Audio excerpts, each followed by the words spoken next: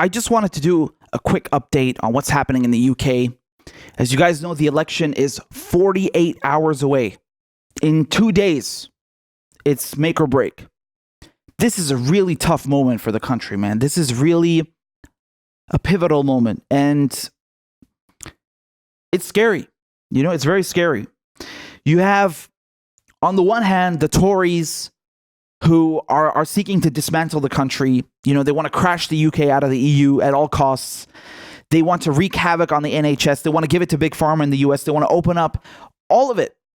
Everything is on the table. They will carve up the NHS and give it to Donald Trump and Big Pharma and sell off the crown jewel of the UK. And on the other hand, you have Labour, who for once is under the leadership of a progressive, of a socialist, Jeremy Corbyn, because this is not the same party as it was under Blair, okay, which is stained by the Iraq War. You have Labour on the other hand, who are actually seeking to invest in infrastructure, who actually want to raise the minimum wage to £10 an hour, who actually want to help the working class. They want to bring people out of poverty. They want to take back the mail, the rail, water and energy back into public ownership. They want to bring an end to austerity. And they want to give people a final say on Brexit. What's going to happen, man? I don't know what's going to happen. My gut tells me, unfortunately, that the Tories might win.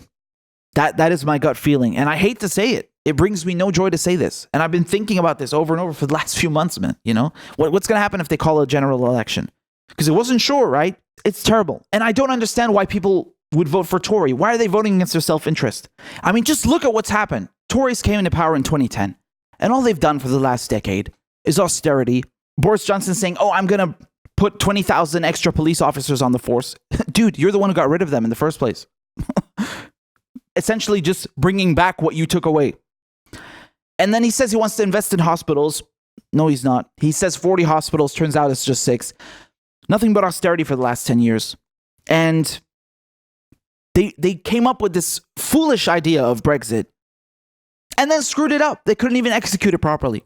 Look what it's been for the last 3.5 years. What is that?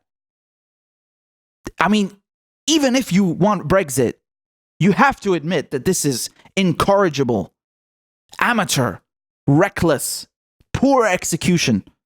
No? So why would you vote for the same people who brought you this? The same people who mishandled what you want? Even if you are a Brexiteer, you have to admit that the handling of it is abysmal. So how can you trust them to do this? How can you trust them to take care of it? They clearly cannot. And then on top of it, 2 unelected prime ministers. 2 unelected prime ministers. No one voted for Theresa May. No one voted for Boris Johnson. I mean, come on, man. This is a party that's gone off the rails. I mean, this is really over the top. And I really don't understand why anyone would vote for them and vote against their own self-interest. This is truly astounding. And so my gut feeling tells me that the Tories might win big on Thursday. And I hope I'm proven wrong. I really hope I'm proven wrong. You know, in the best case scenario, the best case scenario would be Labour winning. However, it could also turn out that it's a hung parliament and then they have to form a coalition. And then you might see something like the SNP with Labour. But the SNP, the Scottish National Party, they will only make a deal. The SNP will only make a deal if they have an independence referendum, another one guaranteed. So who knows what's going to happen, man? You know, Jeremy Corbyn said he won't do it in the first 2 years. SNP won't have that. This is a very messy election, and it's a very important one as well. It's really election of a lifetime, as Jeremy Corbyn said.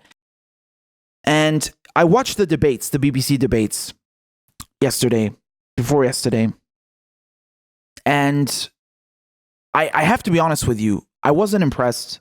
They were a bit better than the ITV debates, but still not that good. Even though Jeremy Corbyn has the better policies, even though Jeremy Corbyn is trying to implement real change, when he gets on the debate stage, when he gets in front of a microphone, he doesn't make the most compelling case.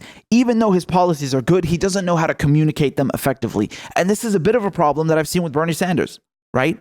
Bernie Sanders is the best candidate for president, but sometimes he isn't the best at delivering the message during the debates or even during an interview. He doesn't formulate it in the best way possible, because you're trying to sell the idea, right? Not lie to people. You're just trying to convince them, trying to persuade them. And he's not the best at doing that always. I'm sorry. It's true, unfortunately. And it's very bad. This is very crucial because most people need this stuff explained to them in very simple terms and to get it through. And in an animated way as well. Jeremy Corbyn, sometimes he's just standing there talking like this. And then, come on, man. I'm not trying to make fun of him. I'm not trying to make fun of Jeremy Corbyn. You understand what I'm saying? I'm just saying that he needs to be a bit more animated. I watched the debates. They weren't that good. Boris Johnson is a clown. Okay, this guy is a trickster. He's an opportunist. He's just trying to screw over people. And he's much better, much more loud. And it comes across as better optics, the theatrics that he does, even though he's full of hot air.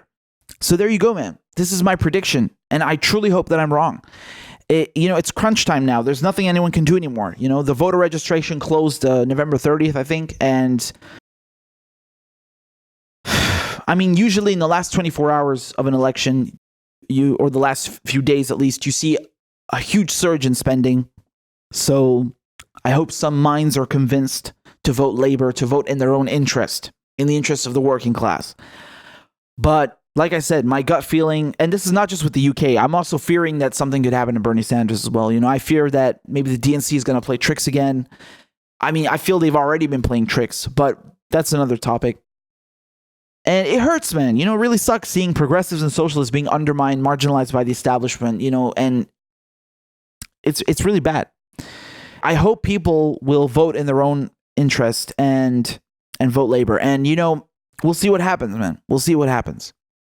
But definitely pay attention to what's happening in the UK, because this is a very important moment. And it's going to affect the future of the continent, of the European continent, and the future of the UK, and that of the US as well.